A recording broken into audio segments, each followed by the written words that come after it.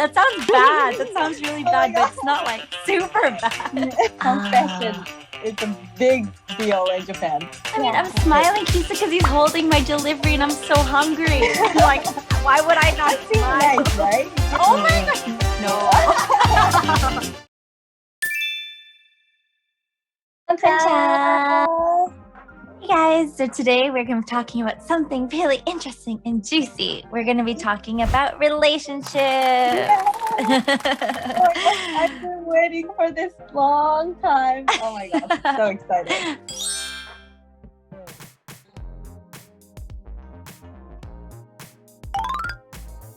So the first thing we're going to be talking about is initiating a relationship or like kind of dating culture between Japan and the West. So I don't know about you guys. There's something called a 3-date rule in Japan, but I'll have Kisa explain that to all of us because I actually don't really know much about it myself. I think 3 dates rule is a kind of a girl thing, and if a guy don't confess their feelings on the 3rd date, you won't make it as a couple because the confession, this kokuhaku, is really important in Japan because this sets the point. Like it's the official date of when you guys started dating. So it's like anniversary. It will be an anniversary. Oh, I didn't know that. Like the 3rd date will be the anniversary date of your relationship. Yeah. That's why we have to. Cute. Confess. So confession. It's a big deal in Japan. What about you guys? How do you know that someone's hitting on you? Like without confession, we Japanese feel like we need that word, you know? I don't know if they have a date. I don't think we have a rule. I think we go with the flow, you know? So What? Yeah, like I don't know. I think it's in a way more casual. Like there's no rule where it's like a certain amount, and like sometimes it can be really fast. You know? That sounds bad. That sounds really bad, but it's not like super bad. Like, yeah, it depends. So sometimes. Oh my gosh, no. So it can be really fast, or like it can be a lot of dates. Like, you know how in Japan it's like you're dating apparently with the thought that you will maybe get together as a couple. But I feel like in the West, you hang out, just a girl and a guy, and you can be just friends. And you don't need to be thinking, oh, maybe we'll get together. You're just hanging out. Super casual. Well, like if you don't confess, or if a guy don't confess to you on your 3rd date, and you hang out, you keep on hanging out like the 4th date and 5th date, that's just friends in Japan. So you do need the formal, like, what do you mean by confess? Take a note, you know? Did you know that there was a 3 dates rule in Japan? I didn't, but that's the thing though. I don't know when a guy is hitting on me. Like it's very different in Japan, so I don't know when they're hitting on me. So for example, so I don't know if you guys know, but in Japan, there's NHK, which is kind of the broadcasting government kind of channel. And then they have national channel. And then they have guys come to the doors to collect money. So you have to pay money because if you have a TV and stuff. But I don't have a TV in my apartment.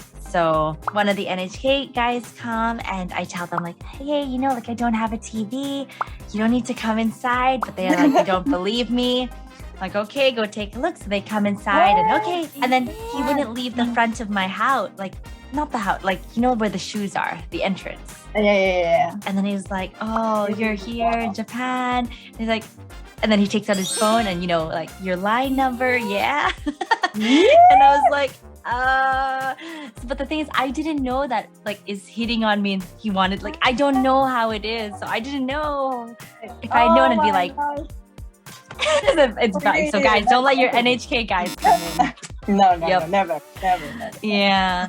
And then even like recently, there's, you know, Uber Eats. Everyone knows Uber Eats. So have you used Uber Eats before? Actually, I've never. What? Oh, I have a code for you. 20%. But I got partnered with a driver. They tell you who your driver is. and they sometimes message you if they're going to be late or something. And he comes up and he's like, oh, it's like, oh, you always use Uber Eats? I'm like, yes. And then he leaves, and then I get a message from the Uber Eats app, and he's like, hey, like if you're free, you want to go out and do things together, here's my line. So he asks me for my line through the Uber Eats app. I'm like, how awkward is that? I don't know when they're hitting on me. I feel like, you know, back in Canada, it's more direct. It's like, I know that they're hitting on me, I think. But I don't know. It's weird. I don't know. For me, it's a different experience. But that's kind of creepy, right? Because they know where you live and... Yep. Yeah. That one's a bit creepy. So then it's like, what are the things, like, am I, like, you know how sometimes when you're, like, as a girl, I'm sure, you know, when you're friendly or if you smile at them, it's like, do they think I'm interested? Is that like a wrong thing to be giving out? Is it bad? Is it because it's being too open? I don't know. Okay. That's because, Bettina, you're so pretty. That's why. No. Don't you guys agree? Bettina, oh my God, no. That's why. No, I think I was just like friendly. If you don't want to attract weird attention to you, just don't smile to them. That's the most obvious way to show Japanese. Because remember how we talked about we don't really have habits of like smiling to each other when we have eye contact and stuff. So we don't have that in Japan. So when a pretty girl like you smiles at you, some Japanese men think that you have a feeling, some kind of feeling for him. So it's a cultural thing. So it's a cultural thing. I mean, I'm smiling, KISA, because he's holding my delivery and I'm so hungry. Like, why would I not smile? Nice, right? Yeah, you were just being nice, but guys, don't smile. Yeah, I think the next one we're going to talk about is actually like PDA. Like when I first came to Japan, I think there's a big difference. You know, people don't really hold hands as much as back home, or they're not like kissing or hugging in public. Even those things. But back in Canada, you know, I would see teenagers all the time holding hands or hugging, or even adults showing affection. So it's a little different coming here. So I don't know, maybe something to take note of, guys, if you come with a significant other to Japan. I think the biggest PDA in Japan is to like hold hands, I think.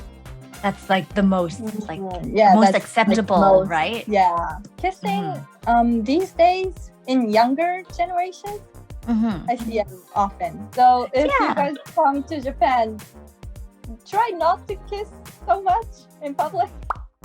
Yeah. Honestly, the only place I really see PDA is at the train stations, especially near the Shinkansen. And like I see the couples totally like they're right there. And I'm like, this has to be a thing. Because I see it all the time. And they're like crying and kissing. You know what I mean? Yeah. And I'm like, oh. And in that case, is that acceptable? Like if you saw that, it's like, oh, I get it. Is that more acceptable? Right. Yeah, it is. And for younger generations, it's all acceptable. But for older people, they might think it's too much in public places. Yeah. Hey, we had so much fun today, but unfortunately, we are out of time. So we hope that you enjoyed our video today, and we'll see you in next videos. Bye, guys. Bye.